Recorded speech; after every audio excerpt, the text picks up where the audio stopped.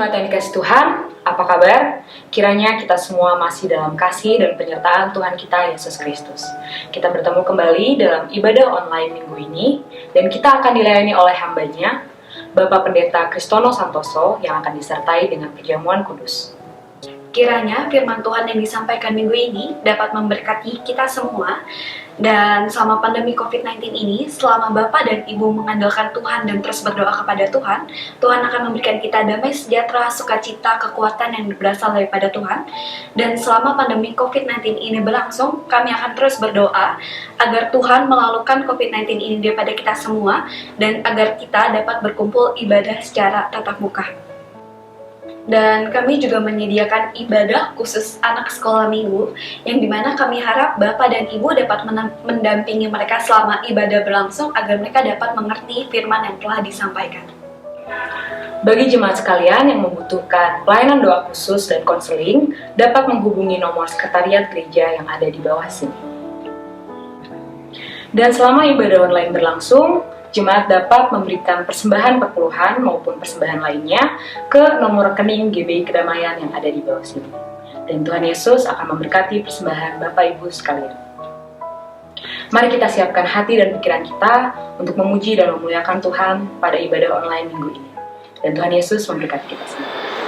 Shalom, selamat pagi, selamat hari Minggu kepada seluruh jemaat GBI Kedamaian dimanapun Anda berada. Kita yang dikasihi oleh Tuhan Yesus Kristus. Kita bertemu kembali dalam ibadah minggu pertama di bulan Oktober ini, masih secara online. Dan pada pagi hari ini, sebelum kita memulai, saya bersama dengan Ibu Gembala, ya, yang ingin menyapa saudara sekalian. Ibu, apa kabar? Shalom, Ibu. Baik, Pak. Ya. Apa kabar Bapak juga? Baik. Silakan, Ibu. Shalom, jemaat semua. Apa kabar? Baik-baik semua. Kami sudah rindu pada nama kalian semua.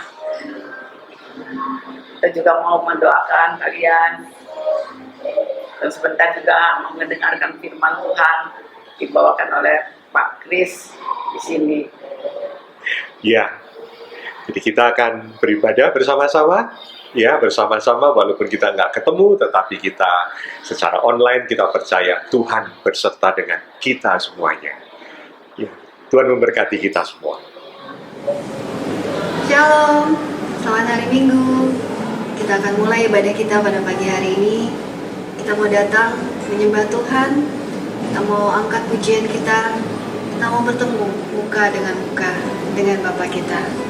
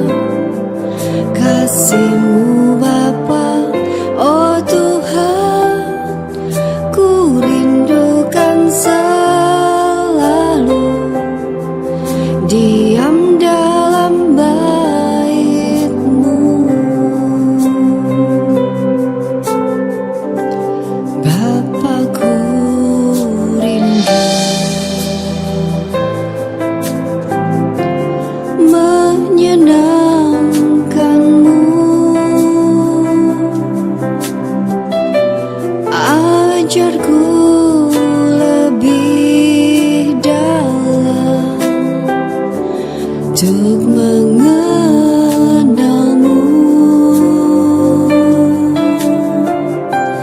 Bapakku pintar,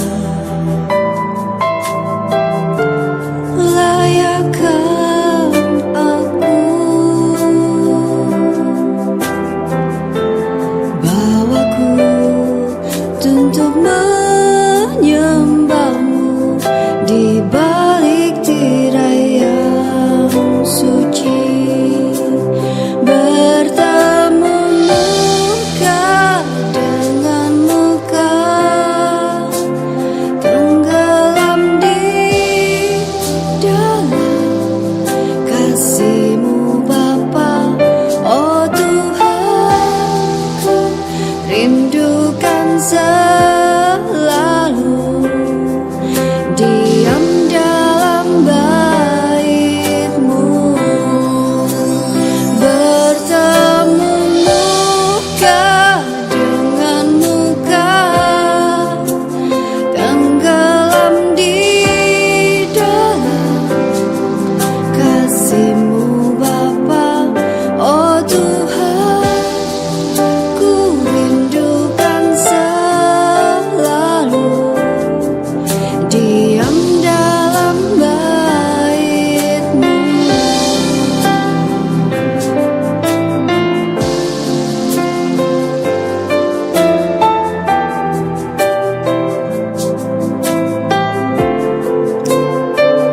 Oh Tuhan, ku rindukan selalu diam dalam bait-Mu, diam dalam bait-Mu, diam dalam bait-Mu.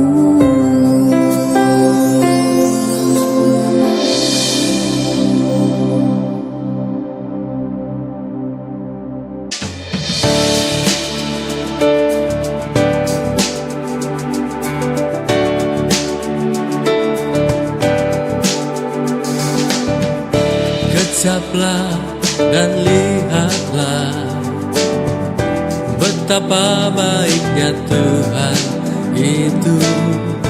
Rasakan dan nikmati kasih setia Tuhan. Kecaplah dan lihatlah betapa baiknya Tuhan itu. Rasakan dan nikmati kasih setia Tuhan.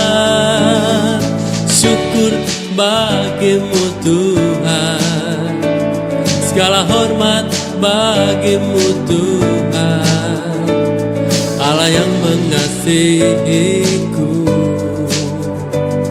Allah yang memeliharaku selamanya.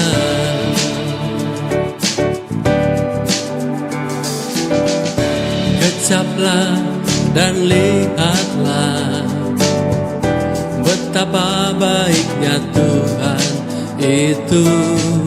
Rasakan dan nikmati kasih setia Tuhan. Syukur bagi-Mu Tuhan, segala hormat bagi-Mu Tuhan, Allah yang mengasihiku, Allah yang memeliharaku. Syukur bagi-Mu Tuhan, segala hormat bagi-Mu Tuhan, Allah yang mengasihiku, Allah yang memeliharaku. Syukur bagi-Mu Tuhan, segala hormat bagi-Mu Tuhan, Allah yang mengasihiku, Allah Kaulah yang memeliharaku selamanya, selamanya, selamanya.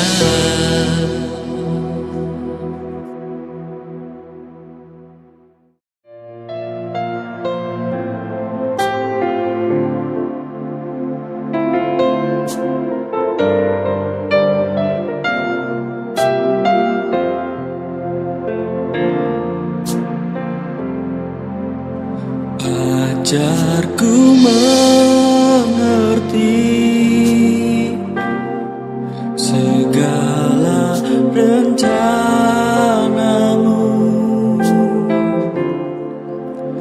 ajarku berserah hanya padamu.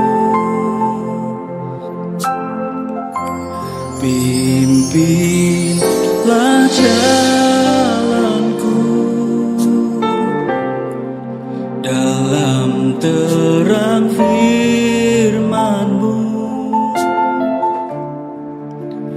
ajarku berharap hanya padamu. Bapakku, ajaib segala rancangan-Mu, Tuhanku, heran perbuatan-Mu. Engkau sanggup mengadakan segala yang ku perlukan menurut kehendak-Mu. Terjadilah.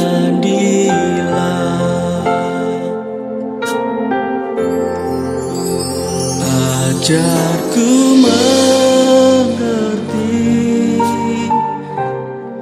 segala rencana-Mu,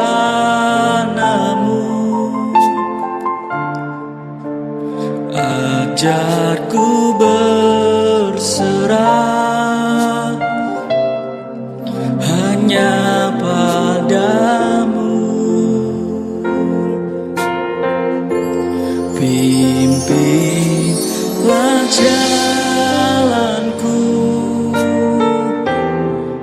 dalam terang firman-Mu, ajarku berharap hanya padamu.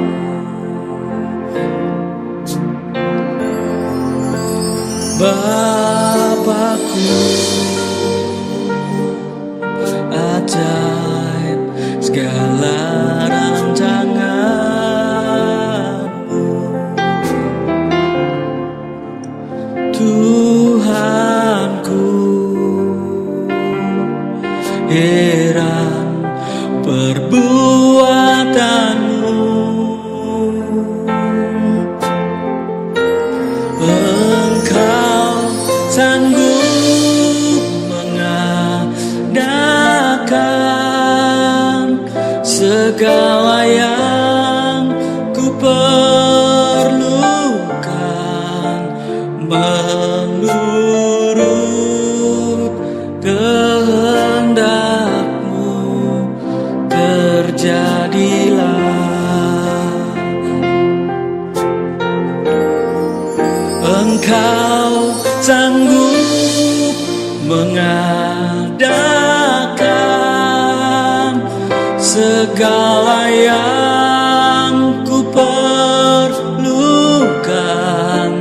menurut kehendak-Mu. Terjadilah.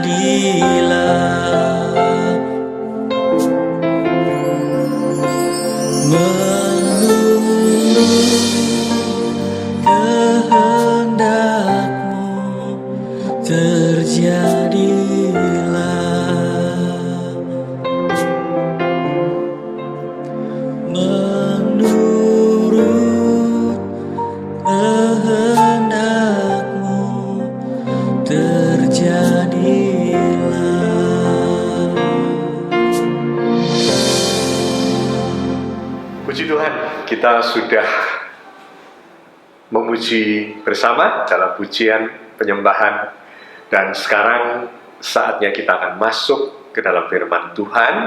Dan mari kita mohon Tuhan meneguhkan semua pemberitaan ini menjadi berkat bagi kita. Mari kita berdoa.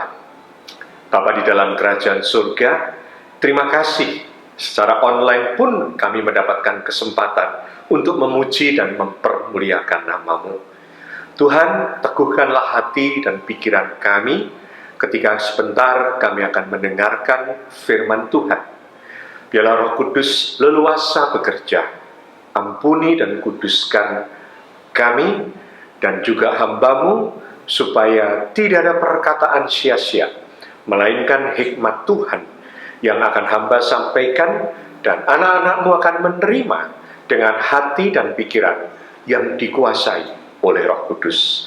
Terpujilah nama-Mu Bapa, supaya pemberitaan ini meneguhkan iman percaya kami, sehingga kami boleh menyaksikan kebenaran itu di dalam sikap hidup kami pada setiap orang, di mana Tuhan ingin kami menyatakan kesaksian kami. Di dalam nama Tuhan Yesus Kristus kami berdoa dan menyambut firman-Mu. Amin. Saudara, pada pagi ini mengawali bulan Oktober, saya mengambil satu tema yang sederhana, sangat sederhana, tetapi sangat fundamental, dan ini harus menjadi kekuatan bagi setiap anak Tuhan, yaitu kita menerima kuasa menjadi anak-anak Allah.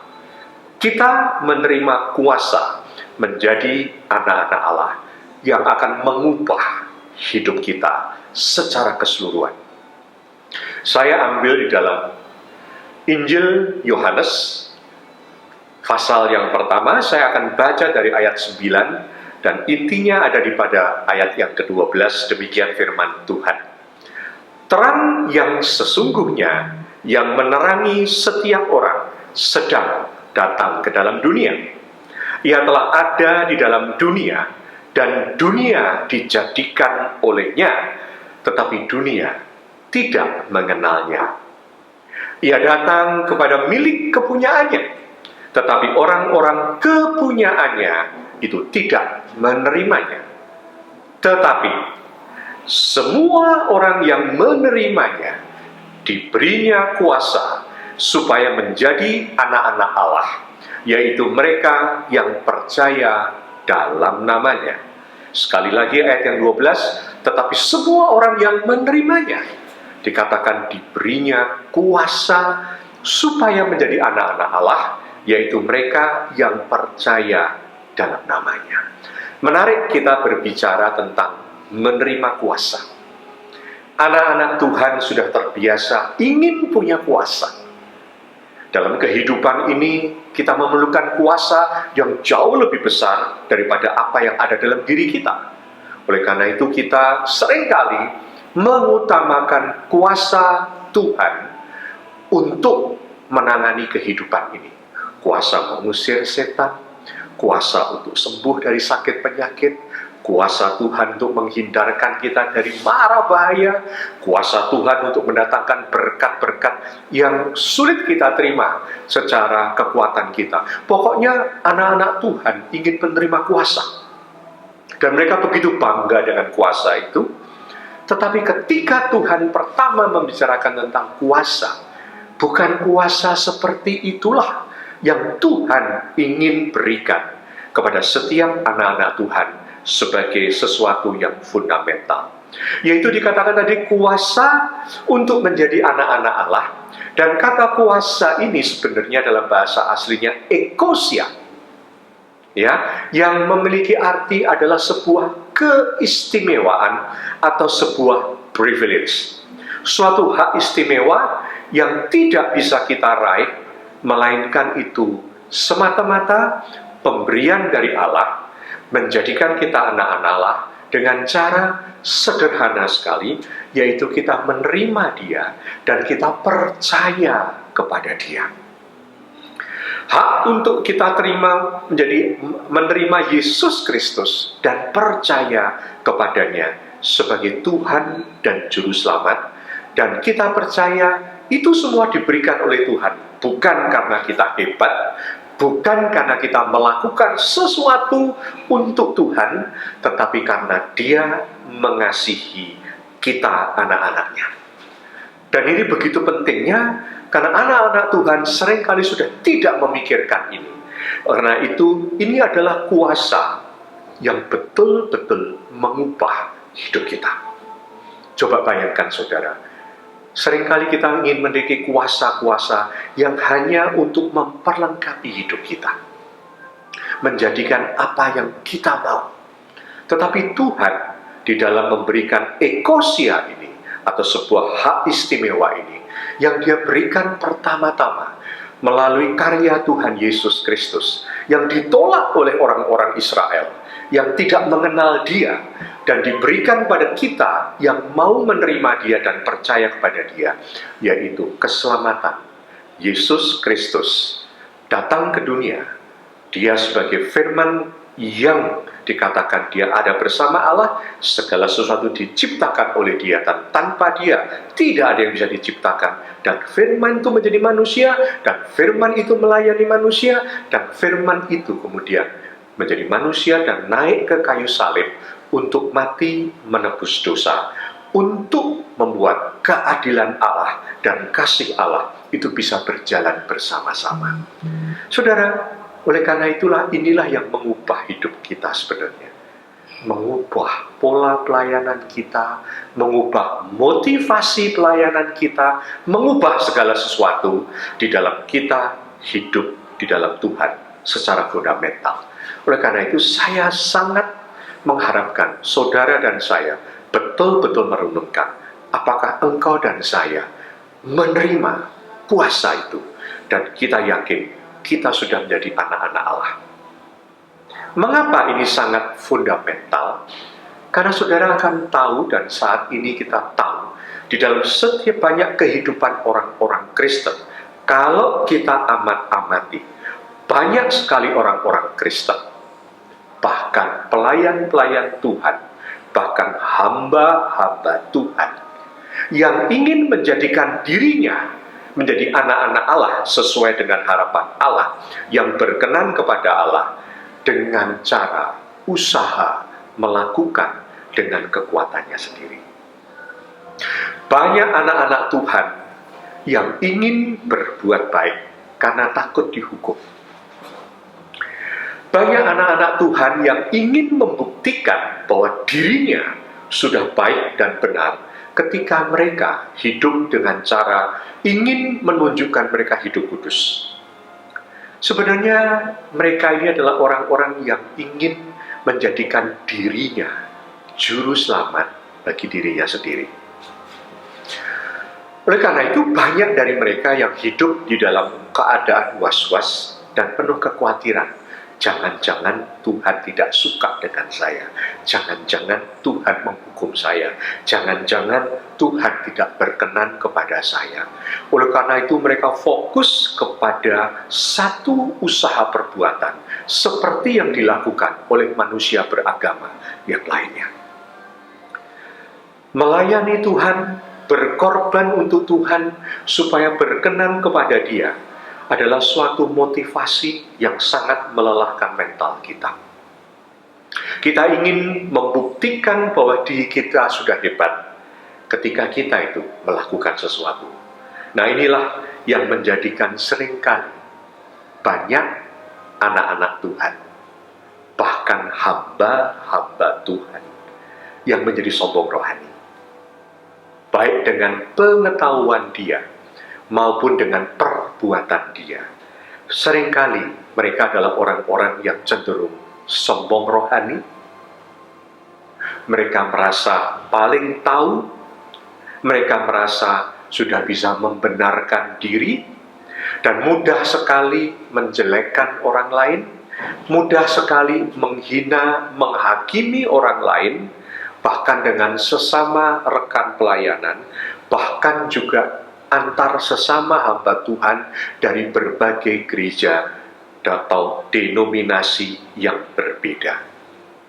Ketika kita sedang berusaha berkenan kepada Allah, maka sebenarnya yang paling bersukacita itu adalah iblis.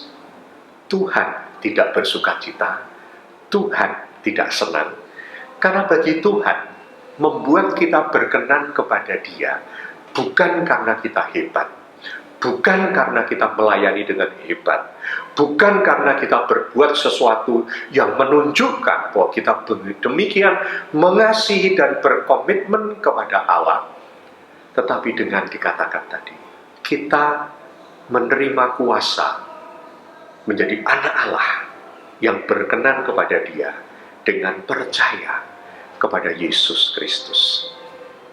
Sebaliknya, yang paling senang adalah iblis. Karena begitu kita hidup di dalam cara-cara seperti orang-orang beragama, maka iblis tahu kita sedang menolak kasih karunia Allah. Jadi saudara tahu di dalam kekristenan, dalam kehidupan kita, banyak orang-orang saleh yang sebenarnya sedang menolak hidup di dalam kasih karunia Allah, yaitu menerima kuasa menjadi anak-anak Allah. Kuasa ini sebenarnya kalau kita benar-benar menerimanya, maka kita itu akan mendapatkan sukacita yang sangat besar. Karena apa? Karena kita ini bersandar kepada kasih Allah. Kita bersandar kepada karya Tuhan Yesus Kristus yang menyelamatkan setiap manusia, karena setiap manusia tidak ada yang satu pun bisa menyelamatkan dirinya atau menyelamatkan orang lain. Oleh karena itu, kalau ketika kita menerima kuasa menjadi anak Allah ini dengan percaya kepada Dia, maka sebenarnya kita memiliki hidup yang akan sama sekali diubah secara fundamental oleh Tuhan. Saudara, ini sesuatu yang memang menggegerkan dunia.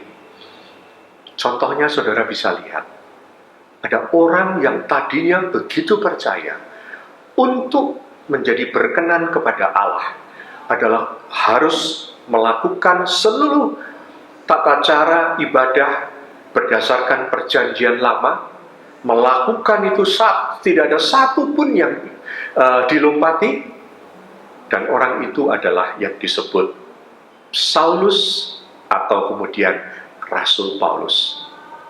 Ketika dia kemudian bertemu dengan Tuhan Yesus, hidupnya berubah. Karena apa? Dia berubah pemikirannya bahwa ternyata untuk menjadi anak-anak Tuhan yang berkenan kepada Allah bukan melalui sebuah ritual perbuatan hidup seperti yang diajarkan oleh orang-orang Farisi, tetapi cukup percaya dan menerima Yesus Kristus sebagai Tuhan dan Juru Selamat. Teologi Rasul Paulus ini menggegerkan dan didebat oleh orang-orang Farisi, karena dia berbeda sekali dengan apa yang sudah berpuluh tahun dia pelajari. Jadi Anda tahu, dengan perubahan yang terjadi pada diri seorang Saulus yang menjadi Paulus tadi, dia begitu berubah, teologinya begitu sederhana, meskipun itu dia juga adalah orang yang memiliki pengetahuan yang hebat, tetapi dia tahu bahwa hanya karena kasih karunia Allah, dia bisa berkenan kepada Allah dengan menerima dan percaya Yesus Kristus.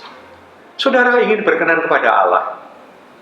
Sekali lagi ingat, bukan dengan cara perbuatan-perbuatan Anda, tetapi dengan menerima Yesus Kristus sebagai Tuhan dan Juru Selamat. Engkau dan saya berkenan menjadi anak-anak Allah. Jadi saudara, apa yang membedakan? Kalau tadi kita itu adalah menggambarkan orang Kristen yang hidup, yang ingin menjadi juru selamat dirinya sendiri dengan berbuat segala sesuatu dengan tujuan supaya Tuhan berkenan kepadaku. Kita menjadi sombong, kita menjadi mudah menghakimi orang, bahkan itu tidak lepas dari hamba-hamba Tuhan dengan khotbah-khotbahnya yang menghakimi orang lain, karena merasa Itulah yang berkenan kepada Allah. Sekarang kita masuk di dalam satu kebenaran bahwa ini adalah kasih karunia Allah. Dan ini mengubah hidup. Kalau saya dan saudara begitu memahami dan mensyukuri itu karena kebaikan kasih Allah, maka hidup ini berubah. Oleh karena itu, kita akan bisa berbalik dari hidup yang lama, dari perbuatan-perbuatan dosa yang tidak menyenangkan Allah. Kita ingin berbuat baik dan benar, bukan supaya, tetapi oleh karena Allah sudah membuat kita berkenan kepada Allah. Kita yang bukan siapa-siapa, kita yang adalah orang yang lemah dan berdosa, kita ini kemudian menerima privilege, kasih karunia, kuasa menjadi anak-anak Allah. Sehingga dalam hidup ini tidak ada topeng-topeng rohani. Topeng-topeng rohani. Ada banyak orang yang tidak ingin menunjukkan kelemahannya dengan menunjukkan perbuatan-perbuatan hebat dan besarnya, tapi tidak pernah mengakui kelemahannya. Saya punya seorang teman sahabat, seorang ibu, seorang pengusaha besar, bukan ahli Alkitab, tapi dia bisa melayani, berkorban dengan baik, dengan penuh kerendahan hati. Dia selalu mengatakan, aku tidak tahu banyak seperti pendeta. Aku tidak sekolah teologi. Aku ini orang berdosa. Aku ini adalah orang yang perlu mendapatkan kasih Tuhan saja kok. Tapi pekerjaannya, perbuatannya, pelayanannya itu luar biasa. Untuk Tuhan, untuk pemberitaan kabar baik, dia betul-betul all out. Tetapi selalu dalam keadaan humble, mengakui bahwa dia masih banyak harus belajar bagaimana berkenan kepada Allah. Orang-orang yang menerima kuasa menjadi anak-anak Allah adalah orang-orang yang bisa melayani dengan penuh sukacita. Bukan supaya Tuhan berkenan, tetapi oleh karena Tuhan sudah baik dan berkenan kepada saya, maka mereka itu bisa melayani Tuhan tanpa menghitung-hitung, tanpa hitung-hitungan, orang Jawa berkata, tapi dengan sukarela dan dengan penuh sukacita. Saudara, bayangkan masa pandemi ini, saya selalu bersyukur, saya katakan pada teman-teman, khususnya teman-teman tim pelayanan ibadah online dari gereja kita. Mengapa? Saya melihat di tengah-tengah setiap orang bergumul dengan kehidupannya, dengan pekerjaannya, dengan pengaturan rumah tangga yang anak harus belajar dari rumah, dengan segala beban, mereka bisa mendedikasikan diri, waktu, tenaga, pikiran, dana untuk membuat ibadah online ini bisa terus berlanjut. Mereka adalah volunteer-volunteer yang luar biasa. Nggak mikirin apapun juga. Mengapa? Dasarnya berbeda. Kalau mereka mengatakan supaya Tuhan baik, maka biasanya kita akan lemah karena apa? Kita sudah menghadapi tantangan yang luar biasa. Kita akan ngomong, gimana aku mau berbuat baik kalau aku punya masalah yang Tuhan belum selesaikan? Mana bisa aku melayani Tuhan?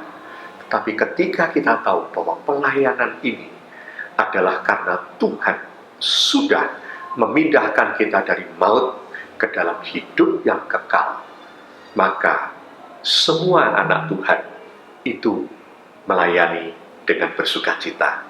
Oleh karena itu, ketika Anda diajak melayani bersama-sama, apa yang ada dalam pikiran saudara? Saya sibuk, saya sedang banyak masalah, saya tidak bisa, saya merasa kok Tuhan masih belum memberkati saya, dan sebagainya. Atau Anda mengatakan, sebenarnya apapun juga Tuhan sudah memberikan yang terbaik. Kasih yang terbesar itu bukan kasih hidup Anda menjadi enak. Kasih yang terbesar dari Allah adalah ketika Dia memberikan Yesus Kristus supaya setiap orang yang berdosa, yang menjadi setru Allah, diperdamaikan dengan Allah dan menerima hidup yang kekal.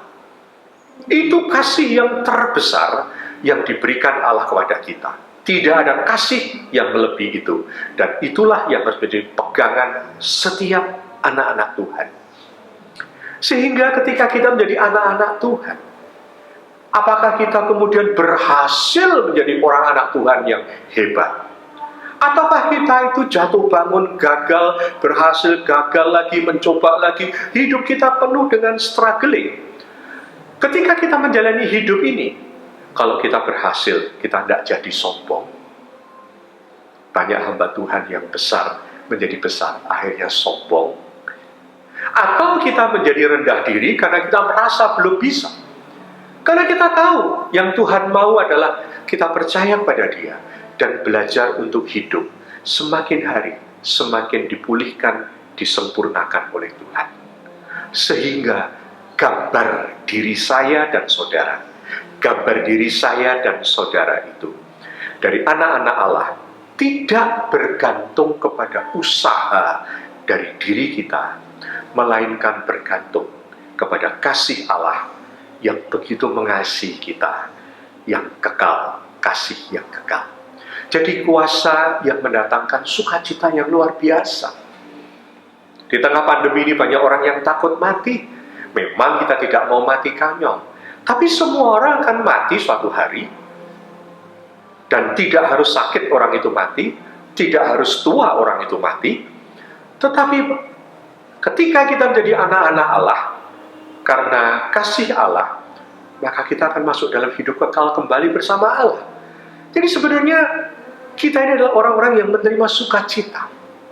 Nah, hal kedua yang perlu kita renungkan, mengapa kita memerlukan mendapat kuasa tadi?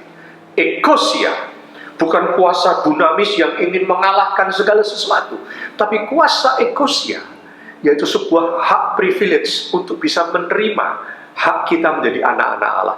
Mengapa kita perlu kuasa itu? Satu hal, karena iblis ingin menggagalkan keyakinan kita bahwa kita adalah anak-anak Allah yang berkenan kepada Dia. Iblis tidak peduli-peduli ketika engkau itu punya berkat yang besar. Iblis tidak peduli ketika engkau melayani dengan hebat. Tapi dia akan peduli ketika seluruh dasar hidupmu, seluruh pengabdianmu, seluruh pelayananmu, karena engkau merasa engkau berkenan kepada Allah karena kasih karunia Allah, pengorbanan Yesus Kristus. Iblis mau kita tidak memakai privilege itu. Saudara lihat di Alkitab, apa yang membuat iblis itu menyerang anak-anak Tuhan? Apa yang membuat iblis itu pertama menyerang orang yang disebut anak Allah dan berkenan kepada Dia, Yesus Kristus? Ingat ketika Tuhan Yesus keluar dari baptisan, apa yang dikatakan kesaksian oleh Yohanes Pembaptis? Aku melihat langit terbuka, dan ada seperti burung, yang kemudian ada suara yang mengatakan, inilah anakku yang aku kasihi, anakku yang aku kasihi, dan aku berkenan kepada Dia. Apakah kemudian Tuhan Yesus kemudian bisa enak hidupnya ketika dikasihi Tuhan dan berkenan kepada Tuhan? Enggak. Seketika firman Tuhan dalam 4 Injil itu kemudian, dalam Injil itu menceritakan tentang baptisan, 3 surat Injil kemudian mengajarkan Yesus seketika itu dibawa ke dalam padang gurun untuk pencobaan. Dan apa yang iblis katakan setelah 40 hari berpuasa? Jikalau engkau anak Allah, jadikanlah batu ini roti. Jikalau engkau anak Allah, jatuhkanlah dirimu dari tempat yang tinggi. Jikalau engkau anak Allah. Iblis ingin Tuhan melakukan sesuatu tindakan untuk membuktikan Dia itu anak Allah.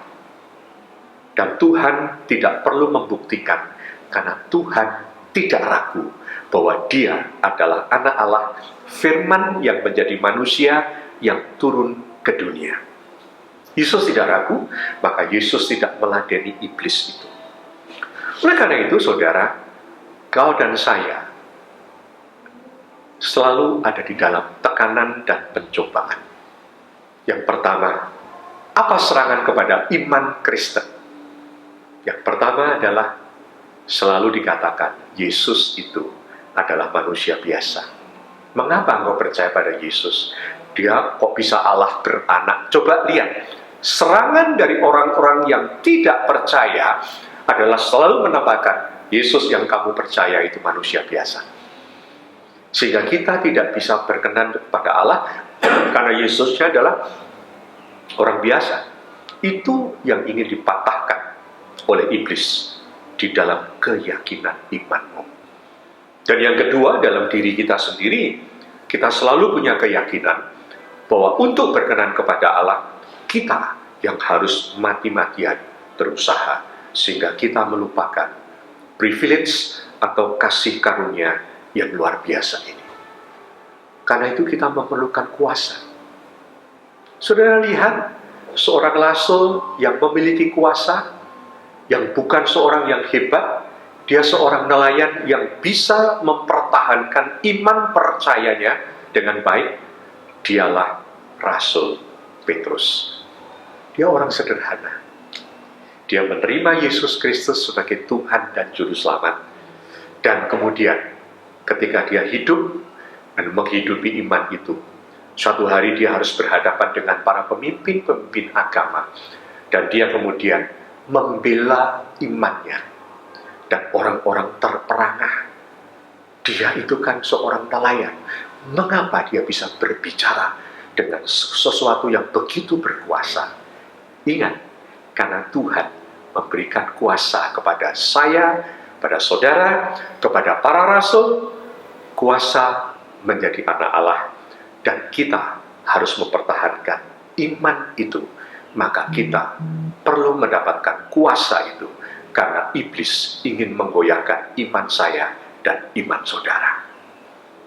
Bahkan Rasul Petrus ini luar biasa. Dalam 1 Petrus 3 ayat 15 dan 16, dia mengatakan bahwa engkau harus mempertahankan dalam keadaan apapun juga untuk melakukan pembelaan terhadap imanmu dengan cara yang lemah lembut, dengan cara hidup yang saleh, dengan cara-cara yang tidak membuat orang sakit hati, tetapi engkau membuat orang itu mengerti tentang imanmu. Kalau saudara dan saya tidak menerima dan tidak menghidupi kasih karunia ini, saudara dan saya tidak bisa mempertahankan ini, karena kuasa itu diberikan oleh Dia yang menerima. Penting sekali, saudara. Oleh karena itu, hal yang terakhir, bagaimana kita ini bisa mempertahankan kuasa itu? Ada sesuatu yang harus kita lakukan memang. Yang pertama, saudara dan saya harus dengan baik mengenal firman Tuhan. Oleh karena itu, ketika engkau dan saya sebagai anak Tuhan, jangan inginnya itu nyari-nyari firman yang seolah-olah tinggi-tinggi. Teologi memang tidak mudah, tetapi Anda dan saya jangan terjebak. Senang mengambil khotbah orang ini, diambil yang sulit, dibagikan ke sini, sini dibagikan. Kemudian ada dua doktrin yang berbeda, kita juga menganalisa. Buat apa?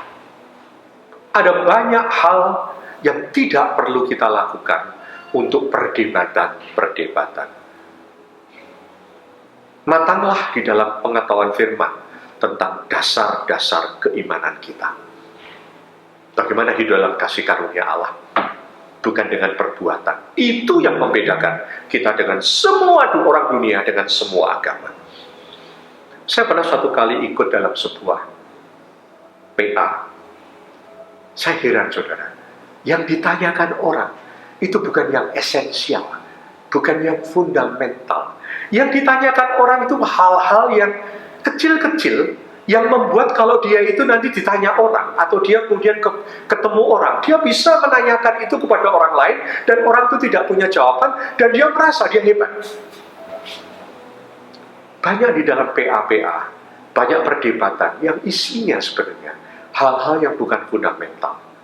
Oleh karena itu, engkau dan saya, janganlah senang quote ini, quote itu. Cukuplah Anda dan saya mendalami kebenaran firman, pokok-pokok iman saudara, dan saudara bertumbuh di dalamnya. Oleh karena itu, jangan juga senang berdebat dengan hal-hal doktrinal. Ya, jangan suka berdebat dengan hal-hal doktrinal. Doktrin itu adalah dibuat oleh karena keterbatasan manusia memahami kebenaran firman. Tapi pokok-pokoknya itu yang harus kita pelajari dengan baik. Dan yang terakhir, yang menjadi penting yang akan kita lakukan pada pagi hari ini adalah kita diajak selalu untuk mengingat kematian Tuhan Yesus yang menebus dosa kita sampai Ia datang. Apa itu? Perjamuan kudus.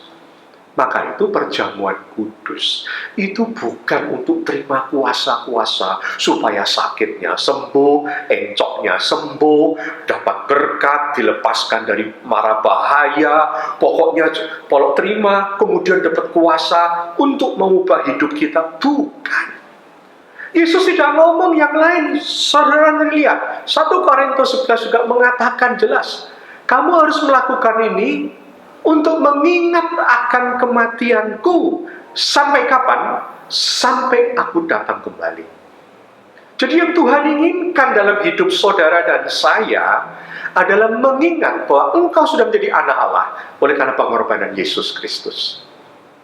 Dia mati untuk kita, supaya kita yang mati dibangkitkan bersama dengan Dia. Bukan karena kita hebat, bukan karena kita baik.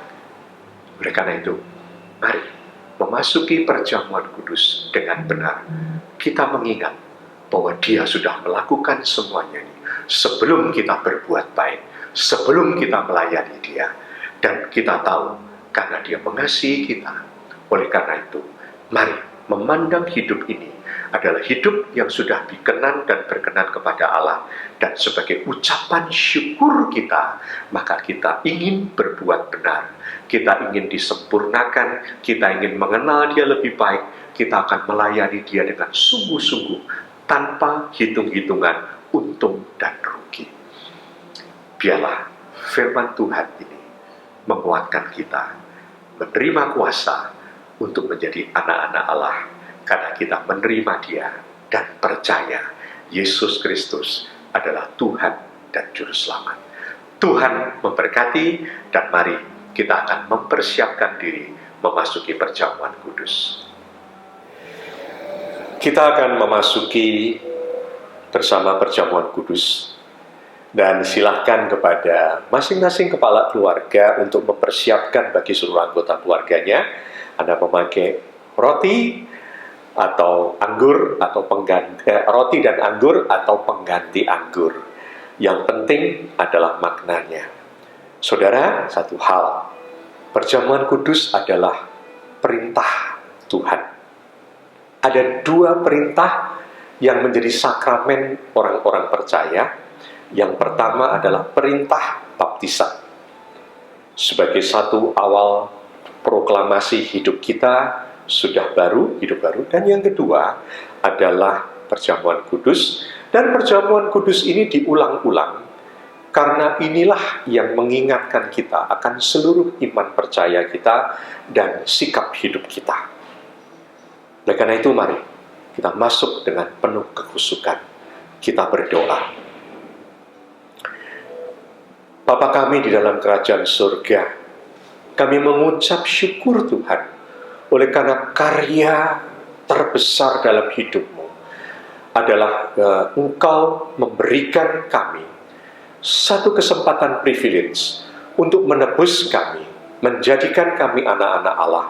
Apapun keadaan kami, Engkau sudah mengasihi kami terlebih dahulu dengan memberikan Yesus Kristus turun ke dunia, firman yang menjadi manusia, bahkan yang mati menebus dosa kami di atas kayu salib. Dan Engkau memerintahkan kami untuk mengingat akan kematian ini, Yesus Kristus, sampai Tuhan Yesus datang kembali. Bapa di surga, oleh karena ini bukan perbuatan rutin kami, bukan perbuatan yang ingin kami lakukan untuk menyenangkan kami, tetapi ini adalah sesuatu di mana kami tunduk benar-benar kepadamu. Oleh karena itu, ampuni segala dosa dan kesalahan kami. Kuduskan kami, Tuhan. Ampuni kalau selama ini kami begitu meremehkan pengorbanan Tuhan dengan mengandalkan hidup kami, mengandalkan kepandaian kami, mengandalkan pelayanan kami. Tapi Tuhan, biarlah kami betul-betul mengandalkan kasih karunia-Mu. Kuduskan kami, dan biarlah Engkau memberkati setiap roti dan anggur ini akan menjadi satu tanda yang mempersatukan, yang mengingatkan kami kembali akan pengorbanan Tuhan Yesus Kristus bagi hidup kami. Kami menerima perjamuan kudus ini di dalam nama Allah Bapa, Allah Sang Putra, dan Allah Roh Kudus, di dalam nama Tuhan Yesus Kristus. Amin. Mari saudara, kita bersama-sama akan mengambil roti ini. Kita angkat sebagai penghormatan bahwa roti ini adalah menjadi lambang kesatuan kita dengan tubuh Kristus yang sudah terpecah-pecah. Dan inilah dasar firman Tuhan. Saya ambil dari 1 Korintus 11. Sebab apa yang telah kuteruskan kepadamu, telah aku terima dari Tuhan, yaitu bahwa Tuhan Yesus pada malam waktu ia diserahkan mengambil roti, dan sesudah itu ia mengucapkan syukur atasnya, ia memecah-mecahkannya dan berkata, inilah tubuhku yang diserahkan bagi kamu, perbuatlah ini menjadi peringatan akan aku.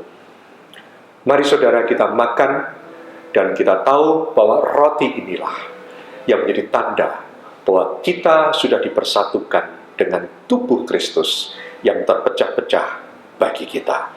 Kita makan dengan ucapan syukur.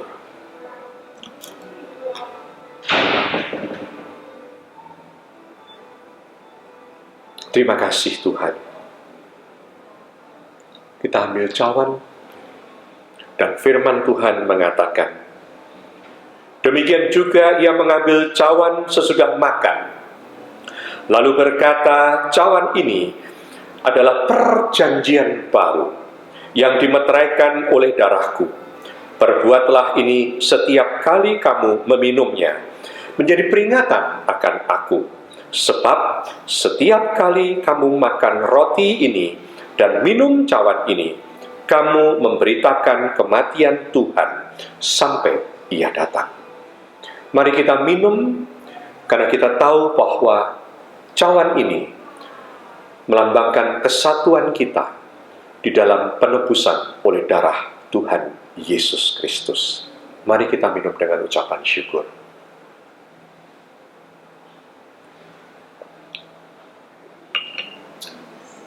Masing-masing ambillah waktu sejenak untuk mengucap syukur.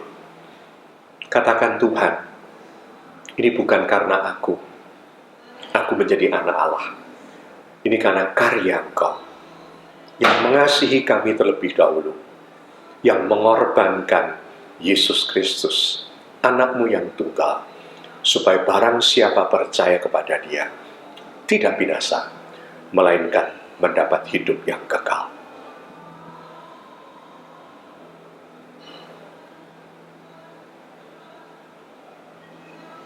Mari kita berdoa, dan saya akan juga meneruskan dengan doa syafaat dan doa penutup.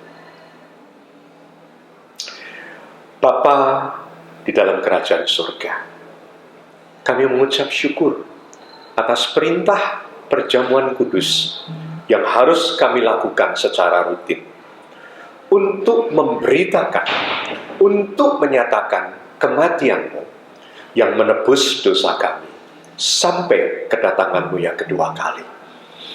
Bapa, ini mengingatkan kami bahwa hidup kami menjadi anak Allah bukan karena kebaikan kami.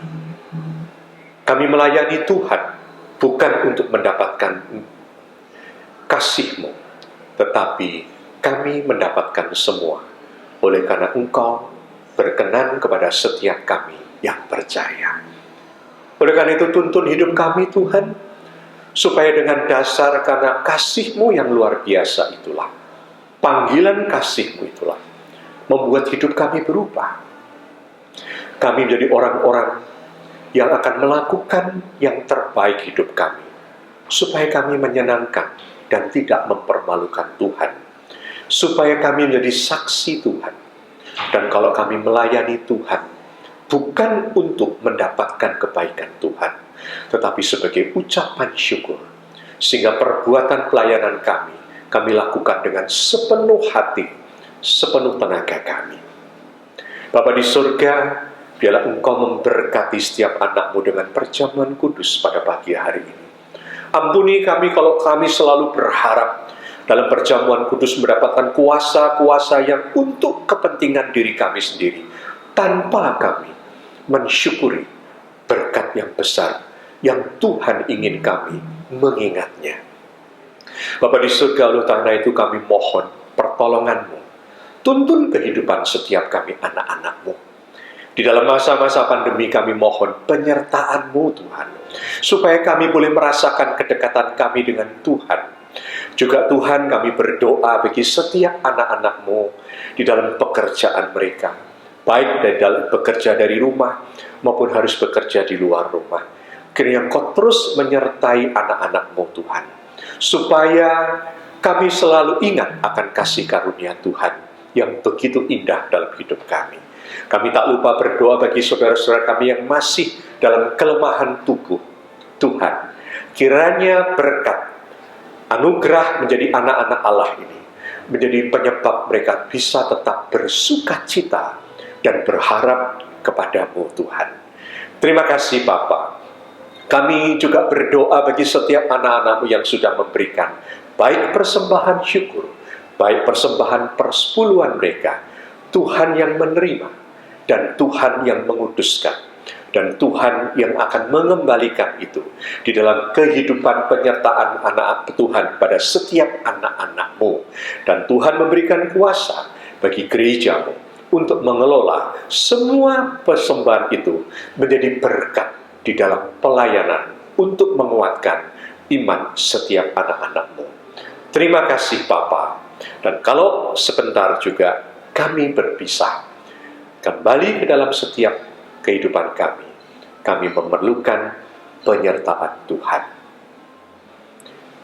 Saudara-saudara yang begitu dikasihi Tuhan dan yang berkenan, karena kita adalah anak-anak Allah karena kasih karunia-Nya, marilah kita kembali ke dalam kehidupan kita, membawa berkat yang begitu besar itu, yaitu berkat kasih karunia dan damai sejahtera dari Allah Bapa kita, kasih yang dinyatakan di dalam anaknya yang tunggal, Tuhan Yesus Kristus, dan penyertaan dari Allah Roh Kudus di dalam setiap langkah hidup kita, dari sekarang sampai selama-lamanya, bahkan dimanapun kita berada, sampai Tuhan Yesus datang menjemput kita gerejanya. Terima kasih Bapa atas semua berkat anugerah-Mu. Haleluya. Amin. Tuhan memberkati. Selamat hari Minggu. Dan kita berharap segera bertemu dalam ibadah yang tatap muka. Tuhan memberkati. Haleluya. Amin.